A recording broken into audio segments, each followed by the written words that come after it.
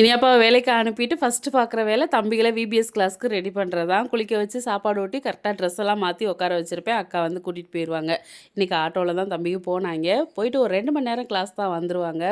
நான் அதுக்குள்ளே இருக்கிற வேலையெல்லாம் பார்த்துட்ருப்பேன். இப்போ வெயில் அதிகமாக இருக்குது. குட்டீஸ் தண்ணி ஒழுங்காக குடிக்கிறது இல்லை. அதனால் ஆளுக்கு ஒரு வாட்டர் பாட்டில் தண்ணி ஃபில் பண்ணி சப்ஸா சீட்ஸை போட்டு வச்சுறது. அவங்களுக்கு ரொம்ப பிடிக்குமா, ஒரு ஆர்வத்தில் எடுத்து குடிக்கிறாங்க. அதில் வேறு யார் சீக்கிரமாக தண்ணியை காலி பண்ணுறான்னு போட்டி வேறு நடக்கும். எப்படியும் அவங்க அந்த தண்ணி ஃபுல்லாக குடிச்சு முடிச்சா போதும். ஏன்னா சின்னவனுக்குலாம் அந்த நீர் கடுப்பு வருது. அதுக்கு என்ன ட்ரீட்மெண்ட் அவனுக்கு பார்க்குறதுனே தெரியல. அதனால தான் கொஞ்சம் தண்ணி அதிகமாக கொடுத்தா அந்த மாதிரி பிரச்சனைகள் வராதுன்னு கொடுக்குறது.